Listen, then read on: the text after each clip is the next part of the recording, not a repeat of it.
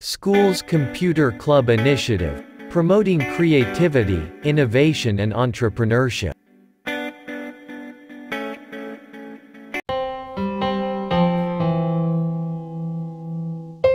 You can see the screen. Good. Yes, sir. Now, to commence this presentation,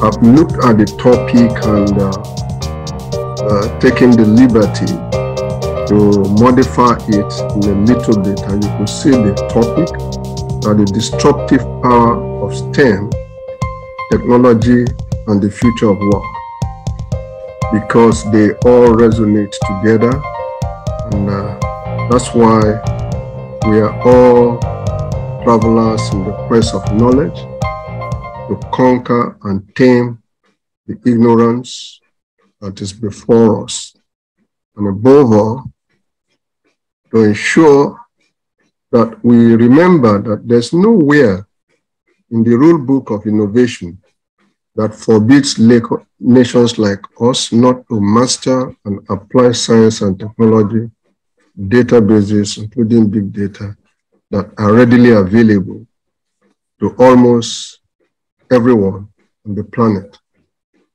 I want to believe that that is very constructive, and we can leverage and continue from that. Now, my next slide is just to appreciate the president of School Computer Initiative, Mr. Adeshino Bayo, and all the teams that have been able to support him to do the awesome work, the members of the board of distinguished trustees, our digital friends, ladies and gentlemen of the press. Of course, please let me crave your indulgence to convey my special appreciation and profound gratitude to the promoters, organizers of this program on technology innovation development in Nigeria, which of course we believe is a panacea for knowledge, national knowledge readiness, and of course for digital transformation. Today, once again, we are driven by our commitment, national, continental, as well as global concerns beyond the call of duty, to take a serious look and make a resounding case for the urgent advancement of a laudable initiative aimed to achieve the promise and benefits of digital revolution and transformation in Nigeria, Africa, and indeed, fundamental importance to mankind. Therefore, if I make the following remarks on an occasion such as this, it is because I'm deeply conscious of the enormous privilege I enjoy to make the following presentation. Good morning, all, and thank you for having me. Now, the paper attempts to focus on the importance, challenges, and use and benefits of STEM as disruptive technology and as a strategic tool for analyzing and ventilating the conflicts and ambiguities presented by the extraction of big data from databases for the purpose of intelligent decision-making, innovation, and related sustainable development processes. The objective is to achieve the critical objective required to benefit the digital transformation ecosystem in Nigeria. That's why I use the keywords of data-based expert policy, formulation, and decision-making. You'll agree with me that sometimes there is this misconception about STEM. When STEM is viewed from the externalized core of its definition, then automatically it becomes ambiguous because something comes before STEM. And I know that we all agree, and we all know that too, that indeed man comes before STEM. Man is STEM. All the kids that are here in this hall are STEM. They are the science of things. They are the technology of things. They are the engineering of things. And they are the mathematical formulas of life. So I want to ensure that we understand that while we went on with the STEM and STEAM, The presentation will look at disruptive technologies and try to define it. What is it? STEM data convergence and big data analytics, volume of data velocity on the internet, and importance of national database and software professional skill sets, the future of work, software engines as data infrastructure, and of course, in closing, have the summary, conclusion, and lessons learned with their recommendations. Now, the overview, as I've said earlier, you are disruptive. Look no further. Your brain is destructive. You are the STEM. Disruption can easily be defined as advancing the processes, redefine all preoccupations and activities of human and, of course, indeed, other life structures that generate data in perpetuity. Life, indeed, is a disruptive code of human actions and behavior. That takes it to the most valuable, that makes it to be the most valuable commodity in human existence and nation building. For example, in 2006, Clive Humley, a British mathematician and data scientist entrepreneur, originally coined the phrase, "Data is the new oil." Today, that submission has become a disruptive catchphrase in the sphere of economics, government, and of course, in global development. But innovation tells us that that's not the bus stop. It continues to be disruptive. So let's look at what disrupts the state of things as they were. I'll take you back to 65 years ago. Most of the works that we have and knowledge that we have today in research, technology, innovation, government policy, technophobia, and digital rascality, if you call it, they were not available today. And if you speed up to transport yourself 50 years from now, most of the work that we are having now in the world of things, of technology, will probably not be available. So this is a time to upskill, to reskill, and of course to update our knowledge and our skills to ensure that disruption as the future of data science, will not catch us wanting. So there are many futures awaiting out there for Nigeria and Africa. But which one do we really prioritize? Is it the future of thinking, reimagining, education, knowledge, mediocrity, health, shelter, morality, responsibility, emotional intelligence, culture, tradition, research, equity, justice, wealth, truth, security, religion, governance, democracy, migration, food scarcity, of the future of technology and innovation, science and digital divide, and of course the future of love, empathy, and indeed the future of ignorance, many more. Which future for Nigeria and Africa? I think STEM comes a long way in ensuring that that question can really be answered properly. So how close is Nigeria and Africa to the next wave of technology and destructive future? Follow me and let's find out. Now, the digital evolution or revolution transformation, as we know, goes beyond just addressing the economy. It is a knowledge Olympiad, and its goal is to globally create digital citizenship. The transformation is not just the responsibility of government, businesses, entrepreneurs, families, and stakeholders. It is a collective agenda which principally focuses on how to strengthen the ethics of international collaboration for global resource sharing. It is therefore significant to think anew, and when we do that without the box, bearing in mind that global population of the future is now swarming towards 9.7 billion people as we march towards 2050. At that time, Nigeria is projected in 2050 to be about 409 million people. That's United Nations data.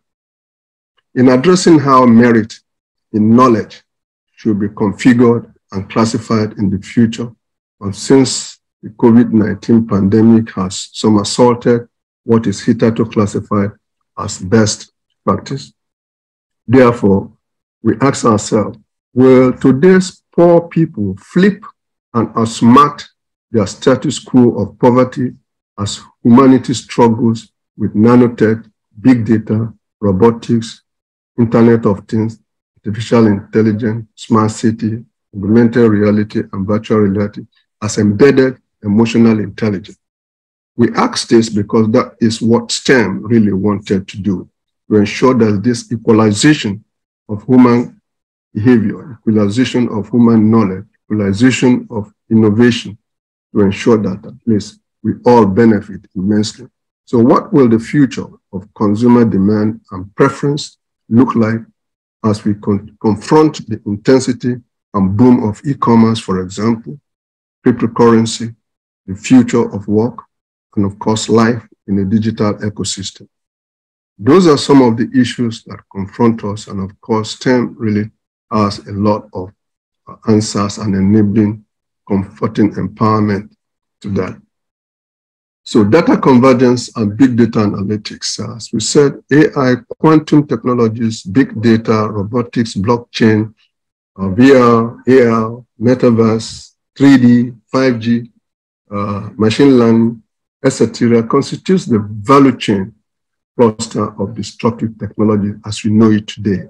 And I bring you back to 65 years ago, they were not available. And they might probably not be available 50 years going forward. There will be new things. How do we find out? We find out through science and research and technology, engineering and mathematics combined. So it means that in the Knowledge Olympiad, research funding, education should take, the prime value of its work. And that brings us to the strike that we're still having with our education institutions, where students and teachers are on leave for almost considerable amount of time. How do you catch up with those time? What are other countries doing? If you are running a marathon, and of course the other countries have left 1 hour ago, are you sure you are going to be able to meet them at the tail end, and of course on the continuance of life? So what we are saying really is the convergence and accumulation of data structures and layers leads to big data and takes decision makers to deploy issues of data analytics and information engineering to attain reliable results and trusted decisions. And that's what STEM really stands for, in a balance between science, technology, and of course, engineering and mathematics.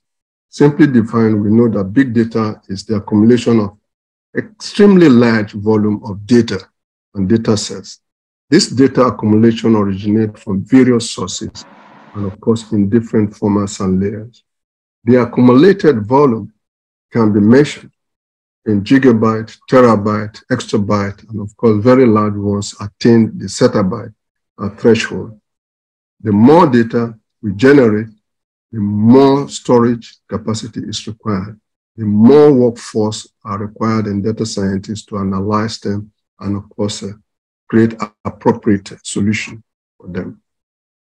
For example, the number of bytes, which of course we know is equal to 2 to the 78th power, also expresses as 1 zetatrillion bytes. 1 zettabyte is approximately equal to 1,000 exabytes or 1 billion terabytes.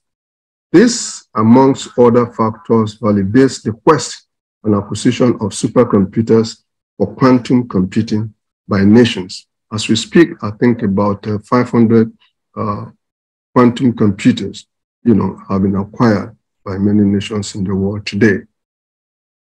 So big data analytics enables IT professionals and of course organizations such as NOTA, for example, CPN, NCS, to gain better insight into data formation, applying data, mining techniques to be able to have a large data set where decisions are made. And that's where they are validated by science, by technology innovation application. They are validated and converted into engineering. They are enabled by mathematical equation and equilibrium. So furthermore, since accumulated to become historical data, the application of predictive analytics becomes strategic imperative to gain better insights in the present situation and predict the future, including the future of work. Apart from cybersecurity, which of course have been mentioned by our trustees and the chairman of board of trustees as very contingent, was important and central to the issues and discussion. There are other benefits to include opportunities to arrive at informed decisions and intelligent processes that enable access to strategic planning, deep learning, through artificial intelligence. A lot are still out there for STEM to conquer.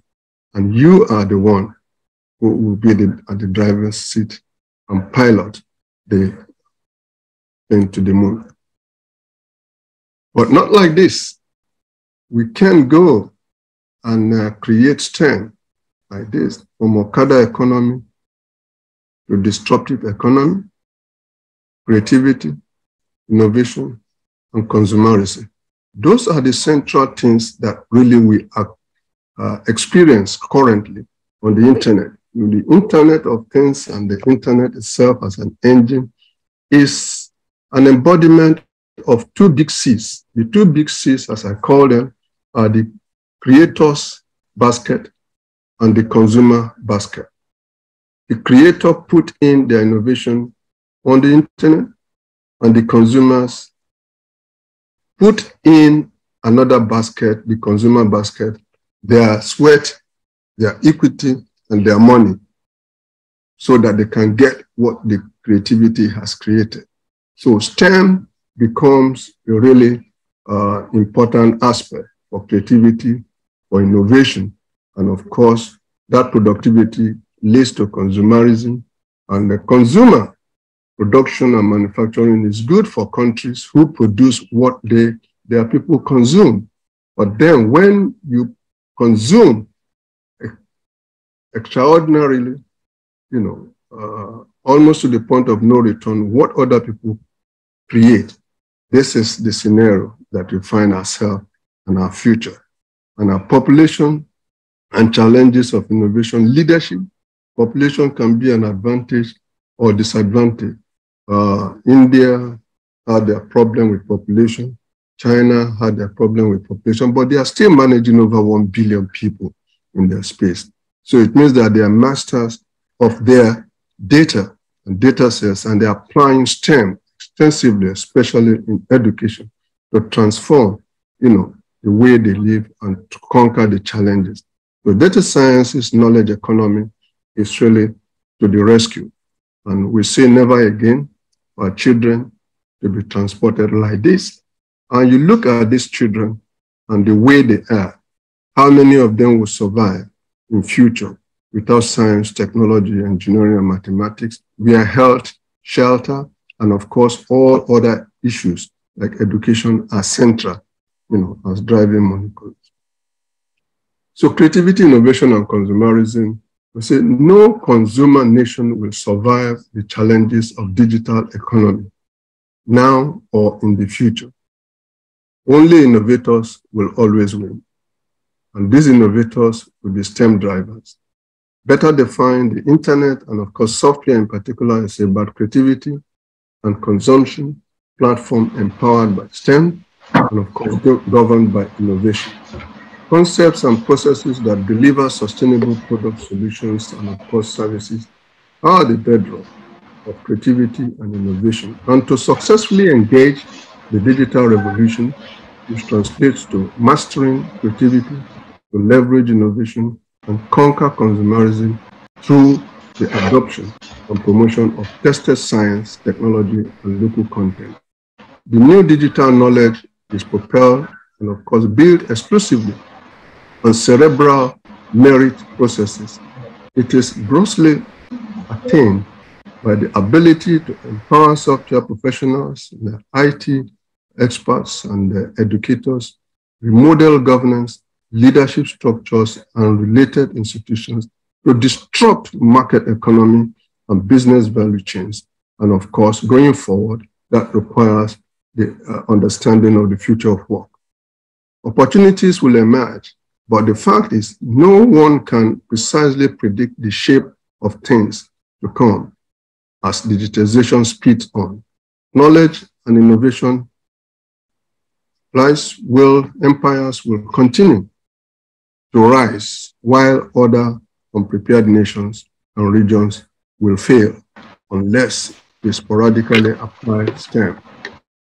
So I want to ask you, disruption as the new and the oil. Do you have the guts to fail? All over the world, disruptive technologies have become a dynamic tools for giving meaning to life. They are the oxygen, development, economy, and prosperity value chain, positively weaponizing innovation and intelligence at the speed of thought. Secure digitization is about wealth creation, etc. Since the national core competence lies in software development and, of course, science and education, the neglect of expert software and data sciences may really delay the digital promise and elongate the digital divide in Nigeria unless STEM is fundamentally and consciously funded, as part of our education curriculum. Now, let's look at ignorance in itself as a distinguished revolution. It is distinguished revolution because what the future for Nigeria and Africa, you might ask, the battle between consumerism versus tech innovation. That is why the ignorance is distinguished and developed.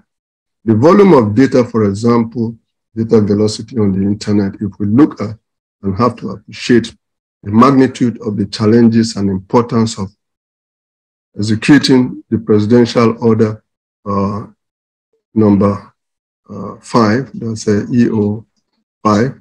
Let us explore the rate of data occurrences and accumulation per minute per day. According to data from Statistical, and of course this is still on this year from April, there are 4.95 internet million users in the world.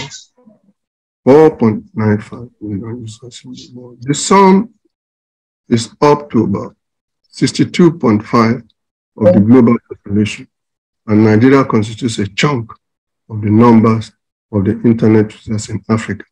Regrettably, of course, it benefits, but then consumerism balance, should be put in place. Whereas in 2014, there were just about 2.4 billion internet users. That number grew to 3.4 billion by 2016, and of course, another 2017, 300 million internet users were added. We all know that these are data that are really driven by STEM. The more STEM, is intensified, the more data is generated, the more research, the more attribute, and of course, the more acceleration of education. And of course, we look at Africa, and according to one of the great minds of the African child, it looks at us, you and the world, say, who is stealing the digital future of Nigerian children and IT software professionals? Who is doing that? He defines education, said education is not just a name of any degree or certificate that can be shown to others as a proof. Education is the name of our attitude, actions, language, and behavior with others in real life. And of course, that is where the STEM wedge starts to balance to ensure that when data as education is built and is built for a purpose, to be able to be an equilibrium for education. People are asking, why are Indian companies leading big tech firms in the world? Not just about education. It's about the attitude.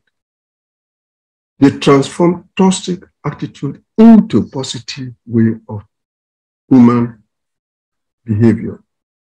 And of course, human behavior is an inducement for productivity, encouragement, and of course for patronage of product by other people.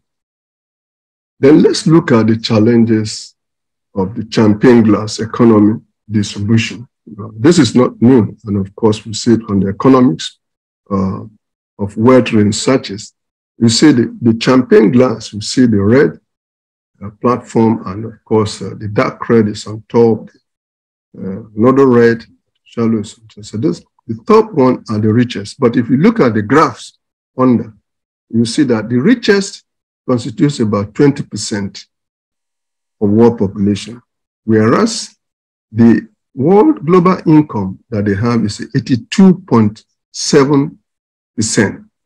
And of course, most of the richest are being motivated by people or empowered by people who have mastered science, technology, engineering, and of course, the component of mathematics. We know that mathematics is one of the tools that used to build the pyramid that existed in Egypt and still exists, and it's a world wonder in itself. So without mathematics, you won't be able, even to today, they are still researching the real mathematical equation that build the pyramid. Then let's look at the second level. The second level shows us, of course, the champagne glass, the horizontal band represents an equal of 1/5 of the world's population in the wealth creation. You say the next richest is 20% of the next richest platforms is 11.7% of world income, which they earn. The third one, which is in yellow, another 20%, only have 2.3% of world income, where the fourth, of course, had only 1.9% of world income, and the poorest 20% of them, has 1.4%. So where is Nigeria in all the scheme of things? You can measure where we are with, of course, our adaptation to science, technology, engineering, and mathematics, because that is the yardstick of measuring where the top wealth, innovation, and wealth distribution earners are. And of course, you cannot turn this table around unless you want to really radically retool education to ensure that, of course, we can not just meet the other people, we can better the world because we have our own hidden intellect. The technology adoption, mastery, and national core competence, as you've said, don't want to bother you with that, but software cannot wait for anyone. Yesterday, we were told that it will take us 2,000 years to locally refine crude oil into petroleum and develop a bomb. But we did that within just a few months. We remember the Civil War with Ogunigwe. So a lot of this are really in the blues. So it is about leadership, governance, science, and of course, creating a merit-first, preference for those that are going to be our leaders in the future. So let's look at the issues we are talking about in STEM. You say after STEM, what next? STEM involves almost all corners of life.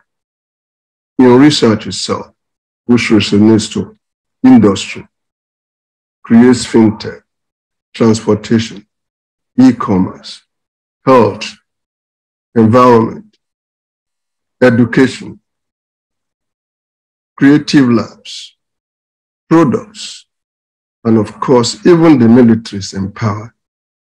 Federal state governments is empowered. Religion is empowered. and of course, the national defense and security is empowered. But this has been transformed in a way that most of the things we see now have gone into digital interface. And if you want to be able to ensure that you understand them, you map them and belong to the digital Olympiad as a nation, then automatically you have to imbibe the power of STEM, to ensure that it positively disrupt the way we are and reconfigure the way we want to be. So in the top database, I've talked about that, and of course, the data configured are translated into science, technology, and of course, invigorated by research, and it remains a bedrock for human existence and development. It is therefore amazing how leaders take decisions on government and national development without empirical data. You cannot take decisions if you don't have a good research that is bounded by empirical data. Indeed, the current buzzword that data is the new oil continue to resonate without constructive interrogation. But indeed, data is data really the new oil? I disagree. Data is life, and life is a code that follows ad infinitum forever.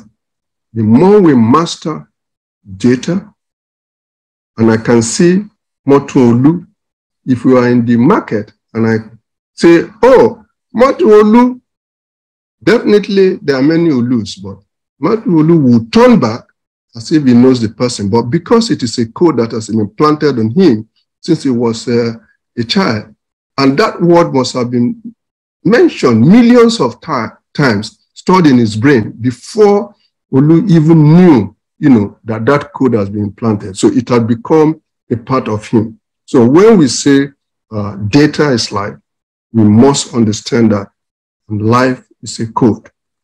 It's a code that follows us from birth to death, and of course translates to the other generations that takes on. So that's why STEM, force of STEM is destructive, and of course it must be radically, and you cannot fund STEM just outside education. STEM must be a foundation in education. You must start now to build up expert STEM tutors, really experts that combines those fields of science, technology, engineering, and mathematics. And of course, the curriculum, they exist, that will be able to ensure that our children can translate that into meaningful basic experience. So strategic requirement for the digital Olympiad, say in my final analysis, and this paper relies on exemplary references and evidences on global digital transformation processes to submit the following recommendation as strategic requirement for a digital Olympiad going forward, building on STEM. Upgrade the political will to make digital innovation and local content patronage the core priority for Nigeria's sustainable development and wealth creation agenda. 2, executives order have limited spans and not enough to accelerate the process of digital transformation. There is therefore need to be able to promote strategic legislation for STEM, for the protection of software in Nigeria, for local cloud, for data privacy, for national IP at all levels. 3, to promote a 10-year national software innovation strategic master plan for Nigeria with at least not less than 50 knowledge parks that will be built all over Nigeria for our children.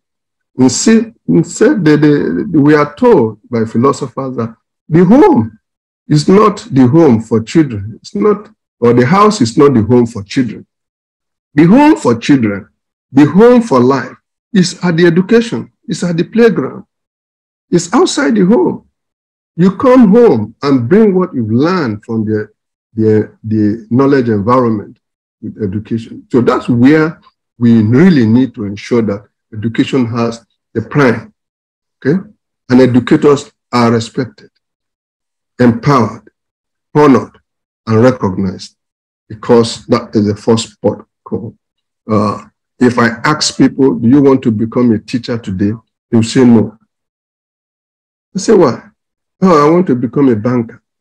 I want to become a scientist. But really, the issue is that it is education that makes bankers. It is education that makes governors. It is education that makes philosophers. So there must be philosophy, there must be sociology, there must be psychology at the prime level of leadership. That's what obtains in Europe. You see, for example of Germany, those who are their leaders are master sociologists, master economics, and all that. That is the way they fear. Banking takes policy of government to be able to do banking. So they shouldn't become, an overriding litmus in the way we are describing. Number 4, we want to establish software engineering institutes for retooling national workforce and make them ready for the future of work in science, technology, innovation, and discovery, so we can promote corporate governance. You ask me why software, and my response is that really, on the technology environment that we have in Nigeria, infrastructure is almost 95% imported. You look around you with our ICT base stations and all what's known servers, laptops, cell phones, or whatever, they are made by other people for us to use. We are the consumers. We pay a lot. Our children suffer without health because the resources we should have built on innovation and production has been used to pay for consumerism. So we need to reestablish our core competence. The core competence of Nigeria is in software, and that cannot be taken away from by anybody. And the earlier we realize that, we reinvest in that, and of course we reward that, then automatically we will continue to become a consumer nation. So the workforce will make them ready for the future of work in science, technology, innovation, and discovery. We promote corporate governance. Number 5, we need to adopt a bottom-up strategy by starting digital and at the primary and secondary school levels as a key patronage of future of work and innovation. I beg your pardon, I didn't say primary, starting them really at kindergarten. Indeed, I'm suggesting that we have a national kindergarten free fund for this country. National free kindergarten fund, where every child from age of, say, 10 months to 5 years will have access, burst access to kindergarten with feeding, where superb lecturers will be ready as a playground for them to have that joy of learning. Then, of course, when they get to primary school, they become scientists, they become innovators, they become mathematicians, they become good storytellers, they become educators and lecturers. So those are the things that we should be looking forward to by this platform, raising the consciousness and asking or promoting the concept of free kindergarten education fund for Nigeria and indeed for Africa by extension. Okay. With that, I want to thank each and every one of you. And I say again, you are the positive destruction of the nation. You are the STEM. Data science, time to think without the boxes now. Thank you very much for having me. Data is the future of Nigeria, Africa, and has the potential to surprise humanity through STEM. Congratulations once more. Thank you.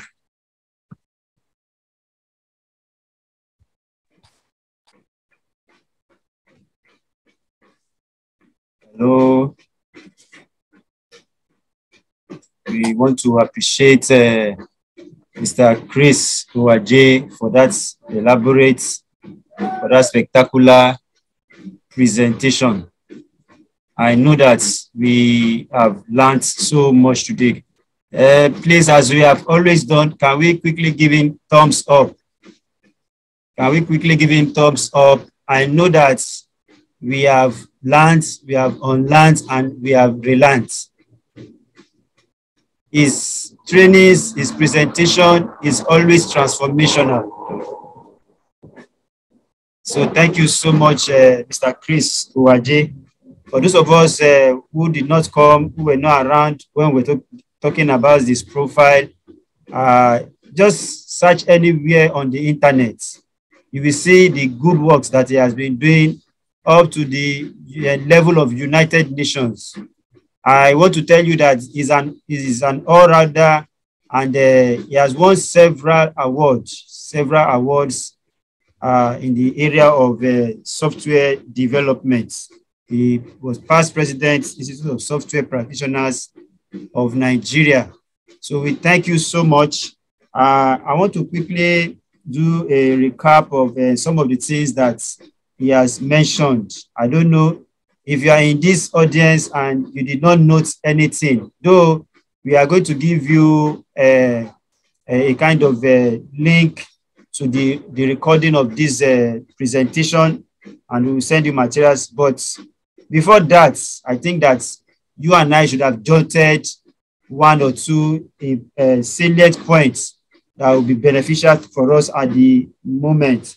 Now, looking at what he was talking about two big C's. Two big C's. Let me just quickly ask our audience, what are the two big C's that he mentioned? He mentioned two big C's. If you noted something, that was at the early part of his presentation. Okay, somebody wants to talk.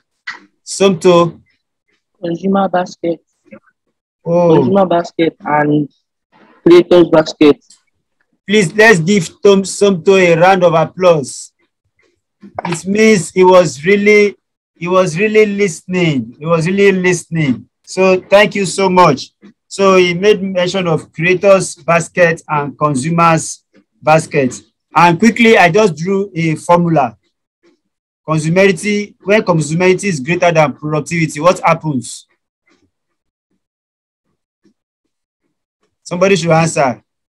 When consumerity is greater than productivity, what happens?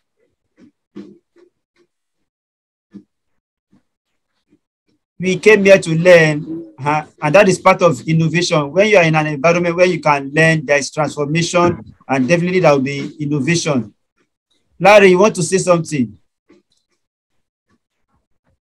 Hello, Larry, we can hear you. Greater than productivity. Yes. I think there will be more consumers than producers, and this will lead to shortage of goods in the system. Yes, and our nation should please let me quickly pick the call from Professor Shofison. She is going to take the presentation. Just give me 1 minute.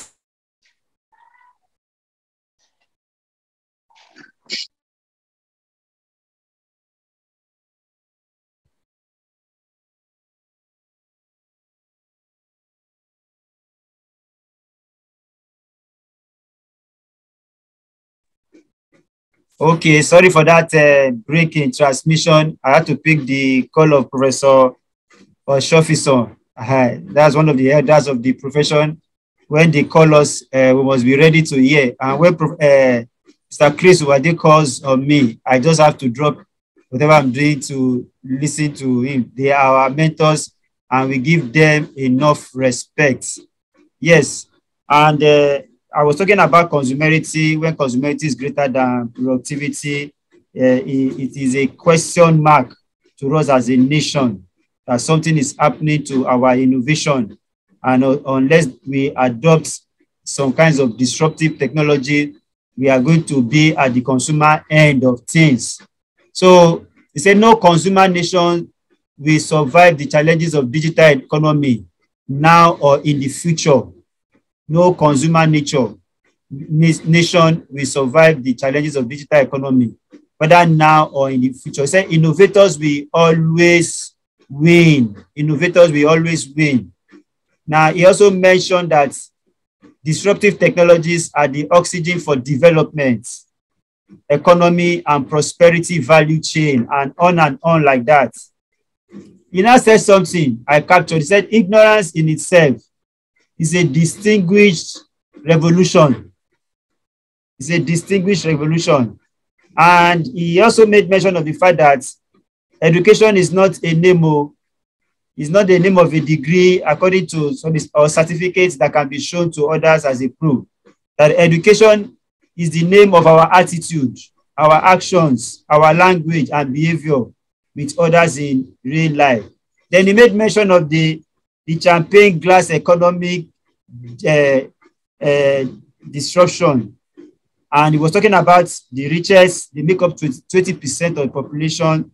And he now talked about the level of their wealth is about 82.7%. He now made mention of second, third, fourth, fifth, like that. All of them are 20%. And he now asks us a question: where do you think Nigeria will be? Let's ask ourselves here so that we will face reality. Where do you think Nigeria will be in the champagne class economic disruptive? Where do you think Nigeria will be? At the bottom. At the bottom. Now, our prayers alone will not solve it too, but when we adopt things that are disruptive, somebody said something during this presentation. He said, if a particular technology is failing, let it fail fast so that we can adopt new things that will bring a turnaround, that will meet needs to us. So I want to appreciate us that we are really learning. He talked about tech adoption, mastery, and national core competence, and so on. He now talked about opportunities of STEM, that's turning challenges to opportunities, software and innovation as pillars for Nigeria's future. In his conclusion and recommendation, I'm just trying to capture. In his conclusion and recommendation, he said that data is not just new oil. Can we echo it? He said data is what? Oh, I think people need to be unmuted. Let me unmute everybody. So can we talk? We can unmute ourselves. Data is what? Data is not new. It's not just new oil. Data is what? Data is not just new. Data is life. And he said life itself is a what? Data is life. Life itself is a what? It's a code. Yes. It's a code. He made mention of somebody's car. He made mention of somebody's car that if you call that person's car by his name, because you have been saying that thing several times, the person gets used to it. It's like a code that has been embedded like DNA in that particular car. There are many Olus around. But when you continue saying Olus car, that code is already embedded and he carries that code all around. So data is life. Data is life. I think I've been able to do a good recap of what the Oracle of the IT industry in Nigeria has delivered this morning. Do you have any question for him? Do you have any question? Ebuka, do you have a question?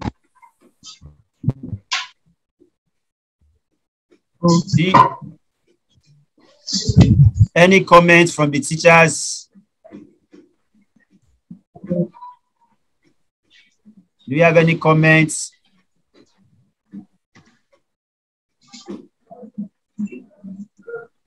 Okay, if we don't have any comments, if we don't have any contribution, I think Professor Mrs. Oshofison will be joining us very soon.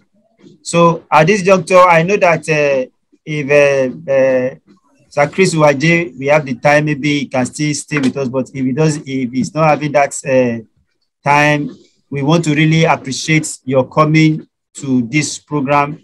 Is a member of the Board of Trustees of Schools Computer Club Initiative.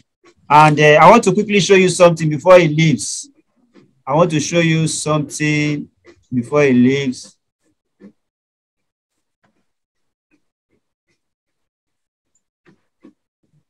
I want to show you something. I think it's trying to load.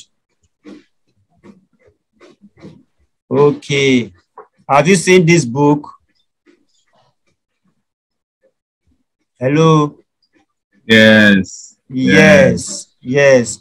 In fact, he he was the one that wrote the foreword of this book. Those of you that have the copies of this book, you will see the detail, the anatomy, the physiology, and everything that they put around the foreword of this book. So I want to really appreciate him, and he's a lover of millions of children all over the world. So, and you can imagine what he said about starting from the bottom up, talking about bringing education, bringing STEM as far as the kindergarten level, So we want to appreciate you, sir. You have really brought transformation to Nigeria as a whole. You are a force to reckon with globally. It's a force to reckon with globally. And I want to tell you that he's a beacon of the IT industry, and we want to thank you, sir. Do you have any word of encouragement for the students, the teachers, and the schools, just in 1 minute before the next presenter comes for our presentation? Thank you, Mr. President. I'm delighted to be with you, and of course, I'm really empowered by the students that have taken time and interest to listen to this program and to share also their knowledge. One thing I want to encourage and advise the students and parents is here. Let no one tells you you can't do it, provided what you are doing is positive. Continue doing that positive thing. And no one will scare you from thinking without the box. Thinking without the box means that you are innovating, you are originating. Thinking without the box is different from thinking outside the box, because there's box. But thinking without the box is that you see no box. You are innovating a new realm of knowledge. And that you can do with research, science, technology, STEM, and of course art, as it were, STEAM. So let no one dares you that you cannot. Prove to them, not by fighting, but through your knowledge, yes, we can. And I think that is my message. And ensure that you can share, you collaborate, and say, a candle loses nothing by lighting the other.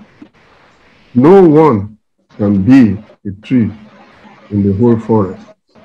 You need collaboration, resilience, and of course, good attitude to be able to ensure that you scale through.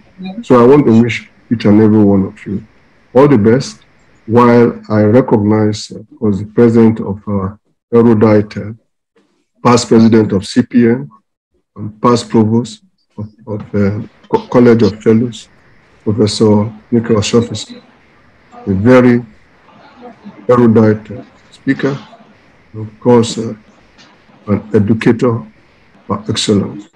We want to recognize her and pledge with you to listen to her effectively and take notes, because what she's going to probably say to you might not be found in the pages of any book, because she's thinking without the box. So, researcher, thank you very much. So, goodbye, everybody. I well appreciate it. Thank you so much. Thank you so much, sir. Thank you so much, sir. Thank you, sir. Schools Computer Club Initiative, promoting creativity, innovation and entrepreneurship.